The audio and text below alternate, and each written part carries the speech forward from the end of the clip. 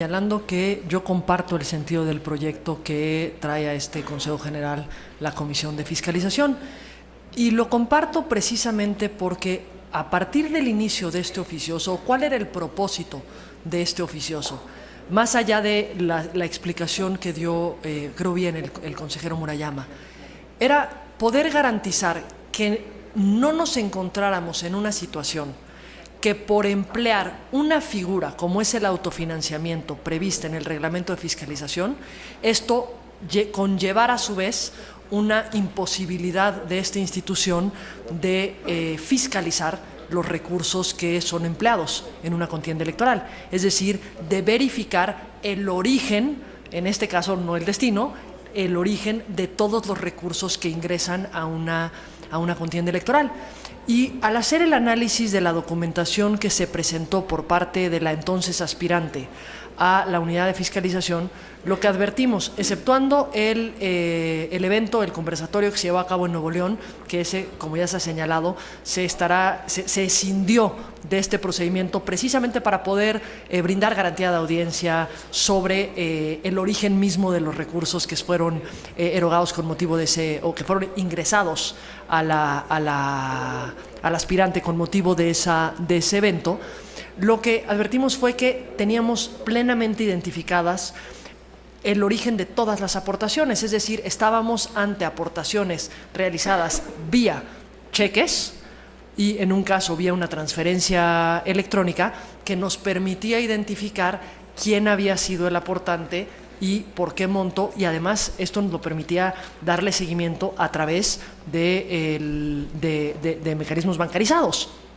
Y esto finalmente permite advertir que se puede cumplir con una figura distinta como lo es el autofinanciamiento, siempre y cuando se garantice la transparencia respecto del origen de los recursos y de quienes están aportando a las contiendas electorales. En este sentido, lo que se están estableciendo son reglas que son acordes al reglamento de fiscalización, es decir, es mirar armónicamente las reglas que tenemos para atender una circunstancia particular o una forma,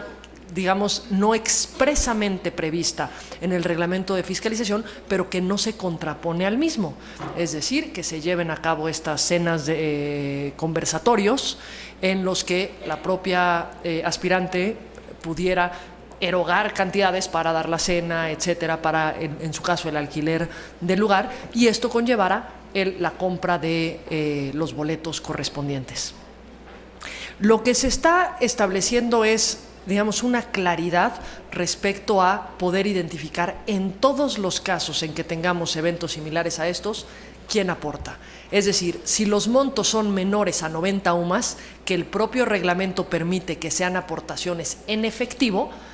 que se puede identificar quién realizó estos pagos, es decir, poder contar con la lista correspondiente y la credencial para votar de quien haya realizado la aportación. Si son superiores a 90 UMAS, pues será a través de transferencias bancarias o de cheques. También es importante un punto que se señala en el proyecto que tiene que ver con la fecha de la presentación de esta información. Si el planteamiento que se hace es que una persona física acude a una cena y paga un boleto por esa cena,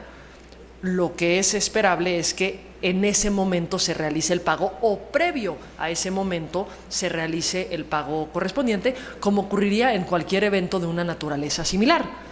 Por lo que, para que se pueda contemplar dentro de esta modalidad de financiamiento, es una regla que se establece que tengamos claridad que esos recursos ingresaron para acudir a la cena correspondiente y no porque después de la cena pues se convenció en realizar una aportación, cuestión que también es lícita, solamente que se tendría que documentar como una aportación y no con un esquema de autofinanciamiento. Y también garantizar que los montos que ingresan por esta vía no se convierten en una vía para eludir el límite de aportaciones privadas individuales que tiene cada una de las personas. Y tampoco eluda la regla de publicidad respecto de quiénes son los aportantes de las distintas contiendas electorales, porque estas son reglas de publicidad, de rendición de cuentas que son propias de nuestro sistema y que están inmersas en el reglamento de